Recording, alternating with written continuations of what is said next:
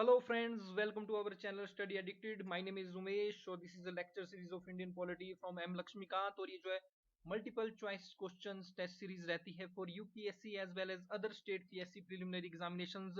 सो far हमने जो है 7 चैप्टर्स कंप्लीट डिस्कस कर लिए हैं इंडियन पॉलिटी के फ्रॉम एम लक्ष्मीकांत। बहुत ही इंपॉर्टेंट चैप्टर्स हैं और इनसे आपको जो है क्वेश्चन जो है prelims as well as mains में देखने को जो है जरूर मिलेंगे। और ये जो है multiple choice question test series है ताकि आपको जो है आइडिया होना चाहिए कि किस तरह से आपने जो क्वेश्चन अटेम्प्ट करने हैं। और अगर आपने मेरे लेक्चर सही ढंग से सुने हैं तो ये क्वेश्चन आपको जो काफी इजी लगेंगे और एग्जामिनेशन में भी आप जो है इनको जो सही ढंग से अटेम्प्ट करके आएंगे। मेरे लेक्चर देखने के बाद मुझे ये लगता है कि आप जो एग्जामिनेशन में पॉलिटी के एटलीस्ट 95 से 100% क्वेश्चन जो आप ठीक करके आएंगे। सो शुरू करते हैं। 15 पार्ट्स और 150 क्वेश्चन सो फार हमने डिस्कस कर लिए हैं। 151 क्वेश्चन आप अपनी स्क्रीन के सामने देख सकते हैं। इसमें अगेन स्टेटमेंट्स दी गई है अबाउट दी कॉन्स्टिट्यूएंट असेंबली, जो हमारी संविधान सभा थी, जो कॉन्स्टिट्यूशन असेंबली उससे रिलेटेड। इसमें देखिए फर्स्ट स्टेटमेंट अगर आप देखेंगे इसमें बोला गया है कि जो मेंबर जो थे कॉन्स्टिट्यूशन असेंबली के ये जो चूजन थे on the basis of the provincial election 1946। तो देखिए प्रोविंशियल में हमारे पास जो इलेक्शन हुए थे, देखिए जब हमारा देश आजाद हुआ 1947 में तो उसमें देखिए हमारे पास कुछ एक जो है प्रिंसली स्टेट्स थी और कुछ जो है प्रोविंसेस जो है प्रोविंसेस को जो है ब्रिटिशर्स जो है डायरेक्ट कंट्रोल करते थे और प्रिंसली स्टेट्स को जो यहाँ के जो राज प्रमुख थे, जो प्रिंसेस थे और राजा रजवाड़े थे, वो इनको कंट्रोल करते थे। तो जो प्रोविंशियल जो इनके जो प्रोविंसेस थे यहाँ पर प्रोविंशियल असेंबली होती थी, प्रोविंशियल लेजिस्लेटिव असेंबली होती थी। तो यहाँ पर जो है एक indirect election on the basis of proportional representation by means of single transfer vote के हिसाब से जो इलेक्शन किए गए। और जो प्रिंसली स्टेट से जो नुमाइंदे जो कॉन्स्टिट्यूशनल असेंबली में आए इनको जो है नॉमिनेट किया गया, डायरेक्ट नियुक्ति इनको जो है दी गई इनके head of the Prince state के द्वारा। जो राज प्रमुख थे उन्होंने डायरेक्टली जो नॉमिनेट किया अपने रिप्रेजेंटेटिव्स को कॉन्स्टिट्यूशनल असेंबली में। तो फर्स्ट स्टेटमेंट जो ये ठीक हो जाएगी, प्रोविंशियल जो हमारे प्रोविंसेस थे वहां पर प्रोविंशियल इलेक्शंस हुए। सेकंड स्टेटमेंट देखते हैं, the constitutional assembly did not include representatives of the princely state. तो ये बिल्कुल गलत बात है। प्रिंसली स्टेट्स के रिप्रेजेंटेटिव्स थे और इनको जो डायरेक्टली नॉमिनेट किया गया था head of the Prince states के द्वारा। तो फर्स्ट स्टेटमेंट हमारी ठीक है, सेकंड गलत है। तो जहां पर सेकंड है उसको आप काट सकते हैं और जहां पर वन नहीं है उसको भी आप काट सकते हैं। अब हमारा आंसर जो ए या डी में से एक होगा। तो हमने जो सिर्फ और सिर्फ फोर्थ स्टेटमेंट चेक करनी है। थर्ड स्टेटमेंट फिर भी आप देख लीजिए, the discussion with in the constituent assembly were not influenced by opinion expressed by people. बिल्कुल गलत बात है। पब्लिक की ओपिनियन भी जो है ली जाती थी इसमें। तो थर्ड स्टेटमेंट जो है ऑटोमेटिकली गलत है। फोर्थ स्टेटमेंट मारी थी, in order to create a sense of collective participation submissions were solicited from the public. तो ये भी बिल्कुल सही बात है। पब्लिक की कलेक्टिव पार्टिसिपेशन करने के लिए जो है सबमिशंस भी मांगी जाती थी आम जनता से, उनकी राय भी जो मांगी जाती थी। तो फोर्थ स्टेटमेंट भी इसमें ठीक है। तो राइट आंसर इसमें हो जाएगा हमारा D. D is a right answer. और देखिए जो हमारी जो कॉन्स्टिट्यूएंट असेंबली है इसकी फर्स्ट मीटिंग जो है 9 दिसंबर 1946 को हुई थी और ड्राफ्ट कमेटी को हेड किया था बी आर अम्बेडकर जी के द्वारा। 7 मेंबर्स की कमेटी थी। 389 जो है इसमें जो स्ट्रेंथ जो है रखी गई थी, लेकिन बाद में देखिए पाकिस्तान अलग होने के बाद और मुस्लिम लीग के मेंबर जो पाकिस्तान चले गए उसके बाद इसकी स्ट्रेंथ जो 299 जो इसकी जो रह गई थी। इसको जो है 2 years 11 months और 18 days जो है इसको संविधान बनाने में लगे थे और 26 नवंबर 1949 को हमारा संविधान तैयार हो गया था और इस दिन इसको जो अडॉप्ट किया गया था। लेकिन जिस दिन इसको अडॉप्ट किया गया उस दिन सिर्फ और सिर्फ 211 मेंबर्स ने जो है इसको जो है साइन किया था। सॉरी, ये 284 मेंबर्स के द्वारा ये जो साइन किया गया था। एक्चुअल स्ट्रेंथ जो है 299 थी और 284 के द्वारा जो इसको जो साइन किया गया था। ऑब्जेक्टिव रेजोल्यूशन जो है 13 दिसंबर 1946 को जवाहरलाल नेहरू जी के द्वारा जो है मूव किया गया था। और यहाँ जो है परमिबल का जो हमें देखने को मिलती है इसके वर्ड जो है वहीं से उठाए गए हैं कुछ एक। जो हमारी संविधान सभा थी इसने मई 1949 को जो है हमारी मेंबरशिप जो है कॉमनवेल्थ की जो है इसने जो रेटिफाई की थी। हमारा जो नेशनल फ्लैग है इसके द्वारा जो है 22 जुलाई 1947 से जो है इसको जो अडॉप्ट कर लिया गया था और 24 जनवरी 1950 को जो है इसने जो है नेशनल फ्लैग और नेशनल एंथम को जो अडॉप्ट किया था। और 24 जनवरी 1950 को कॉन्स्टिट्यूशन असेंबली के ही द्वारा जो हमारे first president doctor Rajendra Prasad ji को भी जो इलेक्ट किया गया था।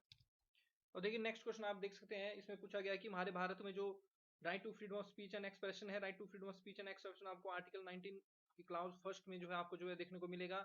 ये जो रेस्ट्रिक्टेड होता है इसके ऊपर पाबंदी लगाई जाती है ऑन द ग्राउंड्स ऑफ। तो देखिए for the protection of sovereignty and integrity of India के लिए इसके ऊपर जो पाबंदी लगाई जा सकती है। देखिए सेडिशन एक आपको जो है वर्ड जो है देखने को मिलता है, ये आईपीसी की सेक्शन 124A में आपको देखने को मिलेगा और इसका यूज जो होता है अगर एनसीआरबी के डाटा के अनुसार अगर हम चलें तो 2014 में इसमें जो है 40 के आसपास केसेस थे और 2018 में ये बढ़कर जो है 80 के आसपास इसमें जो सेडिशन के अंदर जो केसेस हो गए। सेडिशन का मतलब होता है देशद्रोह। तो अगर आप इसमें जो डेफिनेशन देखें आर्टिकल 124A में, तो सेडिशन देखिए, सेडिशन देखिए एक ऐसा ऑफेंस है, इसको ब्रिटिशर्स ने हमारी कंट्री में 1870 में जो है इंडक्ट किया था इस सेक्शन 124A को। और इसकी ये डेफिनेशन बोलती है कि whoever by words either spoken और रिटन, चाहे वो बोले गए हैं रिटन है, अगर वो जो है अटेम्प्ट करते हैं, हार्टेड या एक्साइटेड करते हैं disaffection towards the government established bye law, तो ऐसा समझाया जाएगा कि उन्होंने जो है ऑफेंस ऑफ सेडिशन जो है किया हुआ है। और इसमें इंप्रिजमेंट अप टू लाइफ या imprisonment up to 3 years fine इसमें रखा गया है। और इसका मिसयूज भी जो पॉलिटिशियन के द्वारा किया जाता है उनके क्रिटिसिज्म वगैरह को जो है सप्रेस करने के लिए। देखिए इसकी यूजफुलनेस भी है और इश्यूज भी इसके साथ जो रहते हैं, क्योंकि कॉलोनी इरा का है और हमारे फ्रीडम स्ट्रगल को जिसने सप्रेस करने के लिए ब्रिटिश ने इसको लाया था। और आज से 10 साल पहले, ऑलमोस्ट 10 साल पहले ब्रिटेन में जो इसको जो खत्म कर दिया गया है। तो आप इन डिटेल इसके बारे में एक बार जरूर गूगल में सर्च करके जरूर पढ़े, तो फर्स्ट स्टेटमेंट हमारी ठीक हो जाएगी। इसके ऊपर रेस्ट्रिक्शन लगाई जाती है। कंटेम्प्ट ऑफ कोर्ट, बिल्कुल सही बात है। अगर कोई भी कोर्ट के मान सम्मान में किसी प्रकार की हानि करता है, किसी भी न्यायालय की अवमानना करता है, तो उस केस में भी इसके ऊपर रेस्ट्रिक्शन लगाई जा सकती है। थर्ड है friend relation with foreign state, बिल्कुल सही बात है। Friend relation with foreign states को मेंटेन करने के लिए freedom of speech and expression के ऊपर पाबंदी लगाई जा सकती है। लेकिन प्रोटेक्शन ऑफ माइनॉरिटीज ऐसा कोई भी प्रोविजन नहीं है, तो राइट स्टेटमेंट हो जाएगी A for second and third. देखिए सेडिशंस की अगर यूजफुलनेस की हम बात करें, तो मिसयूज होता है freedom of speech and expression, उसके ऊपर एक ये चेक रखता है। इंटरनल सिक्योरिटी के लिए हमारे लिए जरूरी है, पॉलिटिकल स्टेबिलिटी के लिए जरूरी है, क्योंकि कई बार ऐसा होता है कि बाय लॉ जो गवर्नमेंट जो स्टेब्लिश होती है, तो अपोजिशन जो है समटाइम्स वायलेंस या क्रिमिनल प्रोसीडिंग्स वगैरह का यूज करके जो है तख्ता पलट करने की कोशिश करती है, तो उसके ऊपर भी ये चेक रखता है। और ये कॉम्बैक्ट करता है एंटी नेशनल एक्टिविटीज हमारी कंट्री में, क्योंकि बहुत सारे जो जैसे म्यूसिस्ट हो गए या अदर कुछ ग्रुप हो गए, जैसे हमारे नक्सलाइट्स हैं, ये एक पैरेलल एडमिनिस्ट्रेशन रन करते हैं, तो उनके ऊपर भी ये जो है चेक रखता है। लेकिन इसके साथ इशू ये है, क्योंकि इसकी एक इम्प्रॉपर डेफिनेशन सेडिशन की है। इसमें सिर्फ और सिर्फ देखिए जो है हमारे गवर्नमेंट को इंक्लूड किया गया, इसमें लेजिस्लेटर या जुडिशरी को इंक्लूड नहीं किया गया है। कंटेम्प्ट ऑफ कोर्ट को इसमें नहीं डाला गया है सेडिशन में। सिर्फ और सिर्फ गवर्नमेंट के ही बारे में बोला गया कि जो गवर्नमेंट एस्टैब्लिश्ड बाय लॉ है।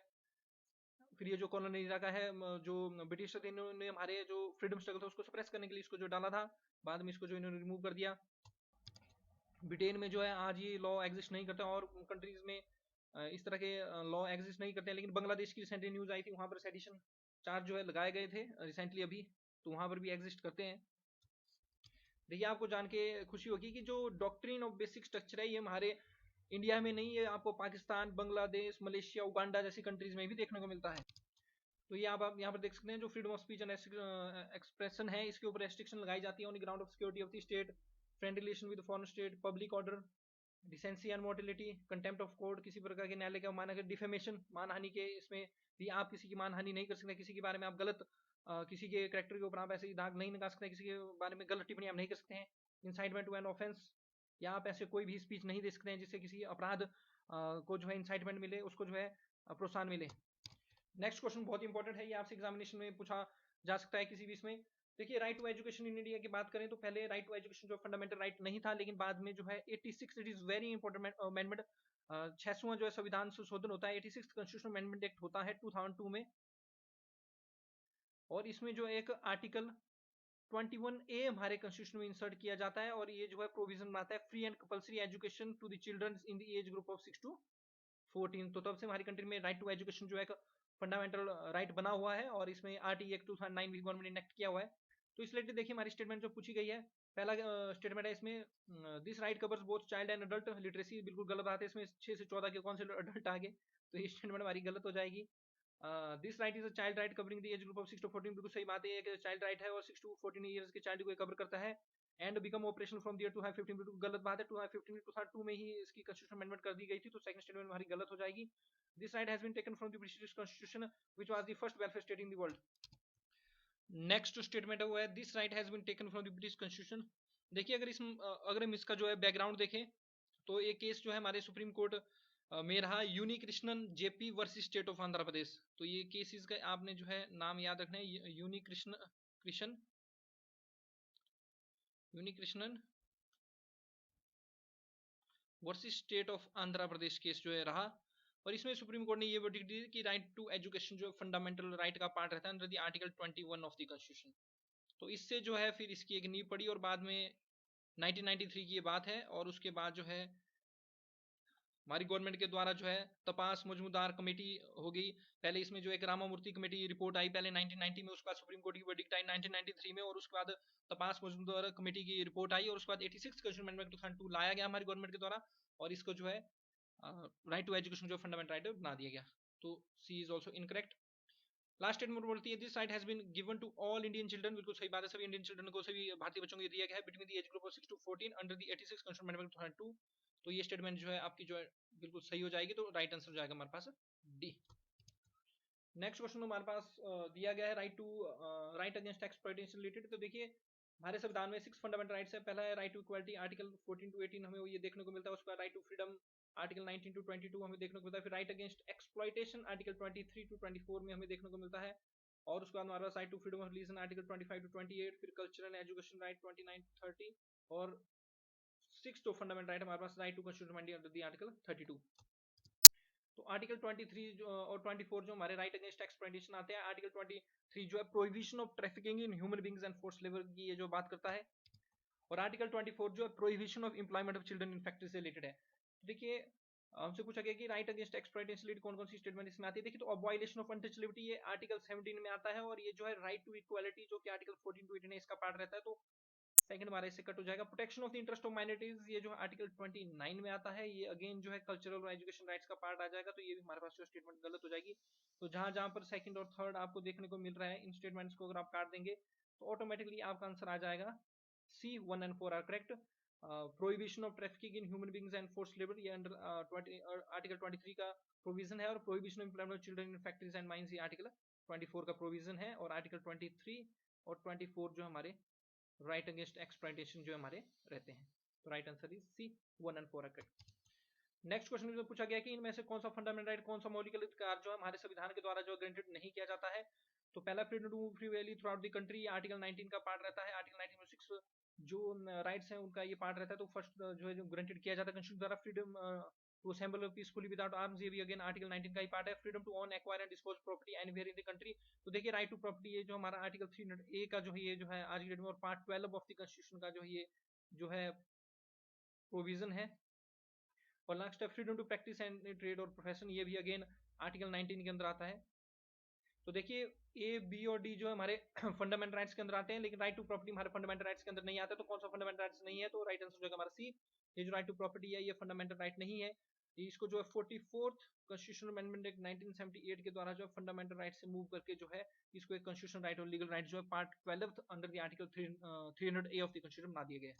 अब देखिए ये क्वेश्चन थोड़ा सा ट्रिकी है। राइट टू इन्फॉर्मेशन एक 2005 से ये जो है लिया गया है, और आरटीआई से रिलेटेड मैंने एक वीडियो भी जो है बनाई हुई है इंडियन पॉलिटी की प्लेलिस्ट में आपको मिल जाएगी, उसको पहले आप देख लीजिए, फिर इस तरह के क्वेश्चन आप जो एग्जामिनेशन अटेम्प्ट कर सकते हैं। राइट टू इन्फॉर्मेशन जो है हमारी कंट्री में फिर भी फंडामेंटल राइट है, इसको जो है सुप्रीम कोर्ट ने जो है डिक्लेयर किया हुआ है कि राइट टू इन्फॉर्मेशन फंडामेंटल है। तो देखिए राइट टू इन्फॉर्मेशन से रिलेटेड कौन कौन सी चीजें इसमें जो है मीन्स करती है और इंक्लूड रहती है, इसमें समित रहती है। देखिए इंस्पेक्शन ऑफ डॉक्यूमेंट्स, सीधी इस बात है कि राइट टू इन्फॉर्मेशन जो है आपको ये राइट नहीं देता है कि आप जाके डॉक्यूमेंट्स की इंस्पेक्शन कर सके, आप आरटीआई फाइल कर सकते हो, जो इन्फॉर्मेशन आपको चाहिए होती है वो आपको प्रोवाइड की जाती है। कुछ इसमें रेस्ट्रिक्शंस भी हैं, जैसे इंटेलिजेंस जो फोर्सेस है सीबीआई होगी एनआईए वगैरह होगी, उनकी इन्फॉर्मेशन आपको प्रोवाइड नहीं की जाएगी। तो इंस्पेक्शन ऑफ डॉक्यूमेंट्स तो इसमें आपको कहीं पर भी देखने को नहीं मिलेगा, आप जो है डॉक्यूमेंट्स की इंस्पेक्शन नहीं कर सकते हैं। तो फर्स्ट जो है इसमें अगर आप कट कर दें तो फर्स्ट देखिए सभी में ऑटोमेटिकली आपका आंसर जो है सी हो जाएगा, this is elimination method. Second है taking out files from the office to any place desired by the applicant, ये बिल्कुल सही बात है, आप जो है फाइल्स की कॉपी ले सकते हैं। आप जो है फोटोग्राफ नहीं ले सकते हैं, आपको कॉपी उनकी मिल जाएगी, फाइल्स मिल जाएंगी। और ऑब्टेनिंग इन्फॉर्मेशन इन टेप्स में भी आप जो इन्फॉर्मेशन ले सकते हैं, आरटीआई प्रोविजन आपको प्रोवाइड करता है। तो राइट आंसर हो जाएगा सी। अगेन ये क्वेश्चन पूछा गया है कि जो भारत के नागरिक इनको जो इनमें से कौन सा मौलिक अधिकार जो अवेलेबल नहीं है।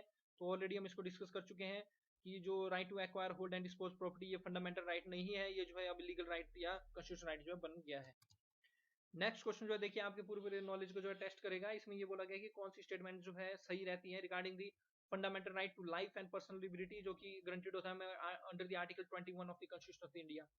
तो पहली बात रहती है कि ये जो राइट है ये अवेलेबल है to citizen as well as alien. देखिए मैंने आपको बहुत बार बोला हुआ है कि आर्टिकल 15, 16, 19, 29 और 30, इन 5 जो आपके जो आर्टिकल्स हैं इनके द्वारा जो फंडामेंटल राइट्स प्रोवाइड किए जाते हैं ये सिर्फ और सिर्फ हमारे भारत के नागरिकों को है। ये जो है नॉन सिटीजन को या फॉरनर्स को हमारी कंट्री में आए हुए हैं उनको ये राइट्स अवेलेबल नहीं होते हैं। बाकी सारे के सारे राइट्स जो है citizen as well as foreigner को अवेलेबल है।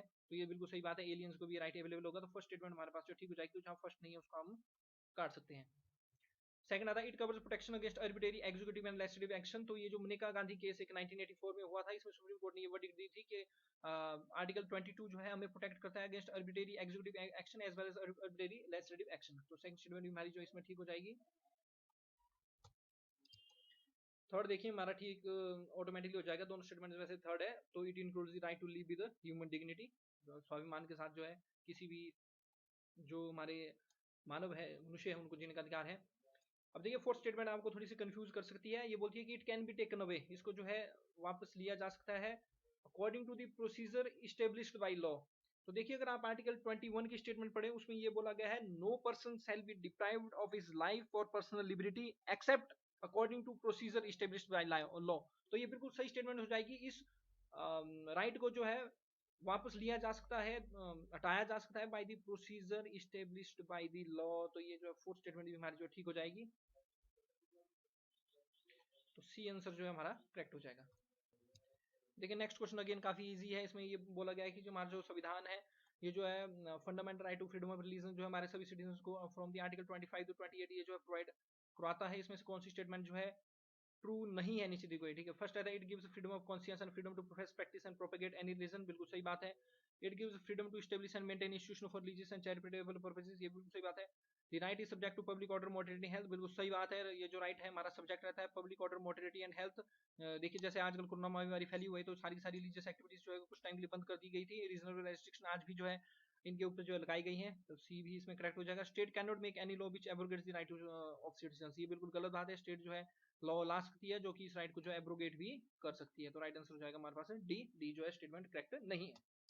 अब देखिए अगेन इसमें ये क्वेश्चन पूछा गया है कि इनमें से कौन से दिए गए मौलिक अधिकार फंडामेंटल राइट्स को ग्रांटेड होते हैं only to the citizen of India. बहुत बार मैं आपको बता चुका हूं कि आर्टिकल 15, 16, 19, 29 और 13 आर्टिकल्स को आप जरूर याद रखें। ये राइट सिर्फ और सिर्फ हमारे सिटीजन को ही अवेलेबल है, ये जो हमारे फॉरनर्स को अवेलेबल नहीं है। तो इसमें पूछा गया कि कौन से सिर्फ और सिर्फ हमारे only to the citizen of India को जो है अवेलेबल है। देखिए आर्टिकल 15 बोलता है prohibition of discrimination on ground of religion, race, caste, sex और प्लेस ऑफ बर्थ। आर्टिकल 16 बोलता है equality of opportunity in matters of public employment. Article 19 देखिए 6 राइट्स की प्रोटेक्शन हमें देता है। ये बोलता है ऑल सिटीजन के पास जो है राइट रहेगा हमारे पास to freedom of speech and expression, to assemble peacefully without arms, to form association और यूनियंस और cooperative societies, to move freely throughout the territory of India, to reside and settle in any part of India. और article 29 और 30 ये cultural education rights हमारे रहते हैं। Article 29 बात करता है protection of interest of minorities और आर्टिकल 30 बोलता है right of minorities to establish and administer education institution of their choice. तो ये राइट सिर्फ और सिर्फ जो हमारे भारत के नागरिकों को अवेलेबल है। तो देखिए कल्चर एंड एजुकेशन राइट्स बिल्कुल सही बात है। आर्टिकल 29 और 30 में जो राइट्स दिए गए हैं ये सिर्फ और सिर्फ जो हमारे जो है सिटीजन को ये अवेलेबल है। तो जहां पर 1 नहीं है इसको आप काट सकते हैं। इक्वालिटी बिफोर लॉ बिल्कुल गलत बात है। इक्वालिटी बिफोर लॉ जो आर्टिकल 14 में आएगा और आर्टिकल 14 देखिए यहाँ पर नहीं है। तो ये राइट जो है citizen as well as aliens या फॉरनर्स को भी अवेलेबल है। तो सेकंड आप काट सकते हैं। तो जहां पर सेकंड है ये भी कट हो जाएगा, ऑटोमेटिकली हमारा आंसर बच जाएगा D, first and fourth are correct. Third आता है हमारे पास राइट अगेंस्ट एक्सप्लॉइटेशन। तो ये article 23 to 24 right against exploitation deal करता है, ये भी प्रोविजन में नहीं है। तो 3 भी हमारा कट हो जाएगा। फोर्थ आता है हमारे पास protection for discrimination on grounds only of religion race. तो ये जो आर्टिकल 15 के प्रोविजन है ये जो सिर्फ सिटीजन को दिए जाएंगे। तो राइट आंसर हो जाएगा हमारे पास D, first and fourth are correct. So that's the end of this video friends. I hope आपको मेरी ये वीडियो पसंद आई होगी। अगर आप चाहते हैं मैं इसी तरह आपके लिए जो है लेक्चर जो है लाता रहूं तो आप मेरी वीडियोस को ज्यादा से ज्यादा लाइक सब्सक्राइब और शेयर कीजिए। आप दूसरों की हेल्प भी करते रहिए because we rise by lifting others. Thanks very much for watching. जय हिंद, जय भारत, जय हिंद।